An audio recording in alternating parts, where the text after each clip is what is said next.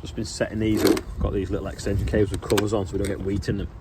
And putting me, what's it called? Reptile controllers in to control the fans in the wheat. So we've set them to 14 degrees. And we'll plug a fan into there. We'll put that into the ambient temperature. So when the temperature drops below 14, it thinks it's going to turn a heater on, but it's not. It's going to turn a fan on and cool the wheat. Once the wheat's cooled down to below 14, we'll then put this into the pile, which is temperature sensor, and then plug the fan into cooling. And if the wheat ever warms up, the fan will turn on automatically. But we can't put it now, otherwise they'll run continuously and it'll just waste electric. So we just want them running overnight when it's less than 14 degree air temperature. So these are off Amazon. They're just where you keep snakes. They're for controlling the temperature where you keep snakes. And these are just electric sockets. Just getting all the new fans out as well from Plug and Cool. So they're on 110, but they're thrown in some adapters as well to step them down. The adapters have got quite a long lead on them as well. This is handy.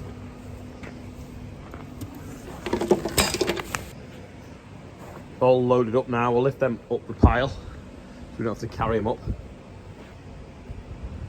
Today sees the launch of our only fans. I've got these in here. I've got them on permanently because the hot wall there where the boiler is. Someone was supposed to come and do spray insulation, and they keep letting us down every time we ring them. They're like, yeah. Don't turn up. Anyway, these are wired up now. So this one's set to 12. So when the temperature drops less than 12 on this temperature probe here, i.e. it's cold at night, then it'll think it's turning the heater on, but really it's not. It's going to turn this fan on and start the cooling process. Once the grain temperature has dropped, I then take this probe and put it into the grain, and then that way then, if the grain ever warmed up, it'd then turn the fan on and I swap the plug to cooling. But rather than having the fans running continuously night and day for the next few months, I do it so they only run at night when the air's cold.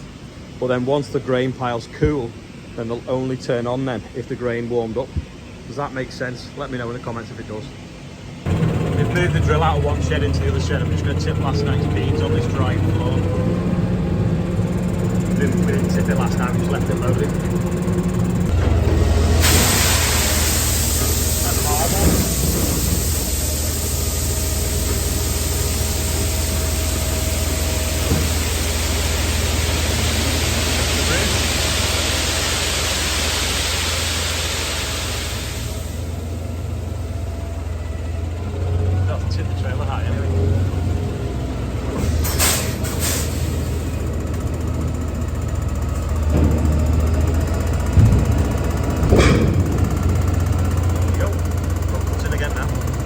Andrew's got a new t-shirt, but they're not as good as what he's just picked up from the screen printers. Da, da, da. Let's have a look. Hey! So they're like a lightweight t-shirt with the logo on. Good that, innit? Wagon's just turned up to pick the case up, and we have to work out how to take the bale out the chamber as well.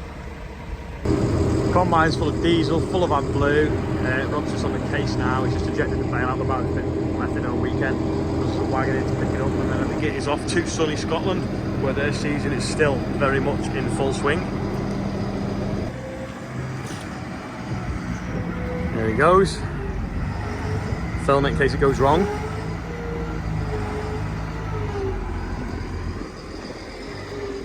Ooh, look at them new chains.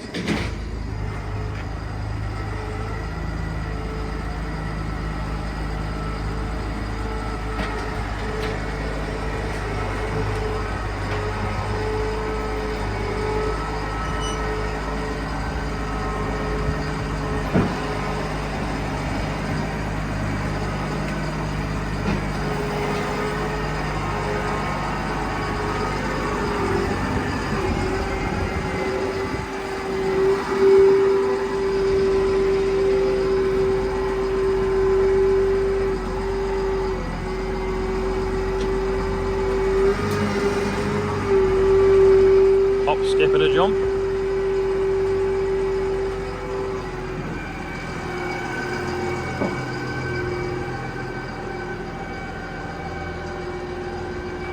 It's got to be a full load, isn't it?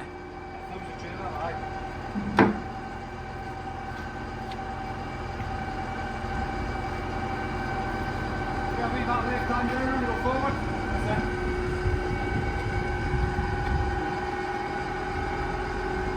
Straighten her up. That's it. Can't see shit. I know. Put that right hand down on me. Going. That'll be a bit more, but just... It's a proper load, that, isn't it? Okay, go. Bring it back in here. I'll get it sat on the outrigger stanchions.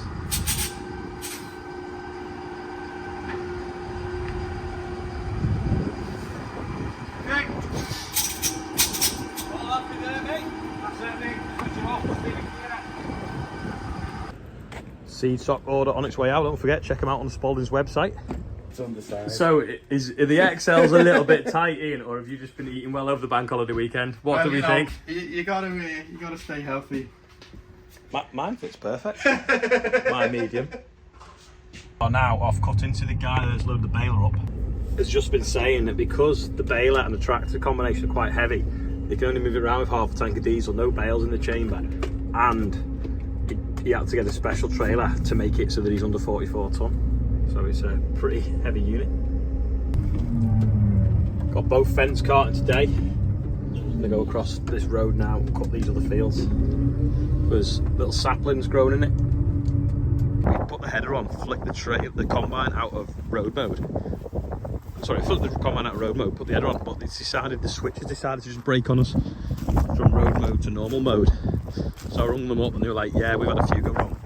We'll send someone out to you now, so hopefully they'll be here by the time we finished our chips.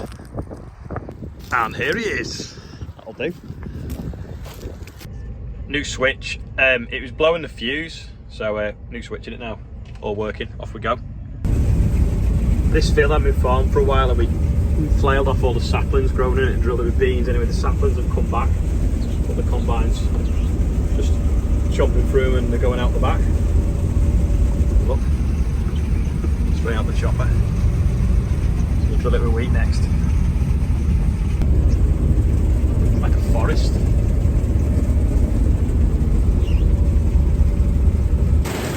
Jumped off, put my dad on the seat. So I can film it. Cutting the trees down. It's quite impressive to be fair.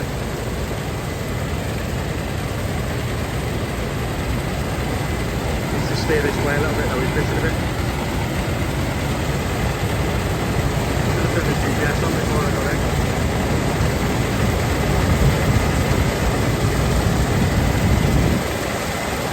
in. Everyone always says, why do I have the reel going so fast? Well, I'm cutting beans, so it's going quite fast because we're moving quite fast. But also, it's the frame rate of the camera matching the reel frame rate makes it look like it's going quicker than it actually is. Into another block now. This isn't doing anywhere near as good. You know, we're down to sort of 1.2, 1.3 tonnes an acre. Very short around the trees, quite a lot of trees around the field. Even shorter still because the trees had obviously stolen the moisture from their root systems. It's quite lightest land up here, so that had obviously dried up really soon in the dry weather. So yeah, I'm a bit disappointed with this field, whereas the others I've cut so far today haven't been too bad. Glad I'm cutting this now because there's flying rats everywhere if you look. These beans. Quite a bit of grass weeds in the bottom of this field. A lot of people say, what you enjoy most about farming? Well, it's changing landscape. So this field was brown an hour ago, and now look. That'll be a stone, perhaps. So caught down there.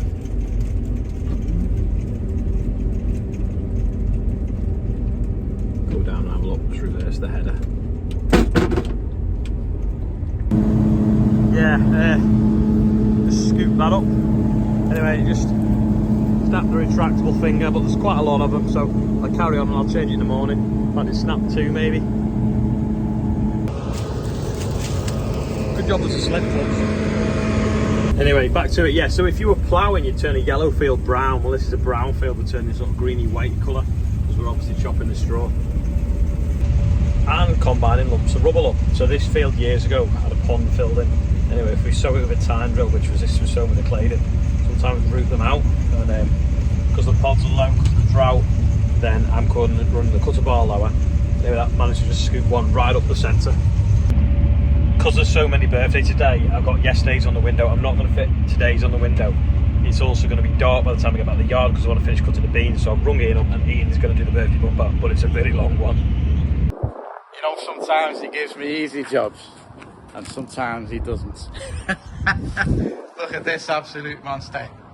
We've got Nathan Coop, Will Brooks, Carwyn Richards for tomorrow, Jack Bairstow, Victor Hill, John Ellis, Jack Somerville for yesterday, Sam Neal, Declan Lavin, Emily Walters, Benjamin Rugg, Samantha Cupid, Poppy Palmer, not Peggy, Josh Coulthard, who we missed the other day, and Michael Wheelahan, who we missed the other day as well. You're now on there. Happy birthday to you all, and if it is your birthday and you're not on there, happy birthday as well. Yeah, pretty long one, and well over 9,000. When do you think it'll take 10 grand? Someone want to guess a date?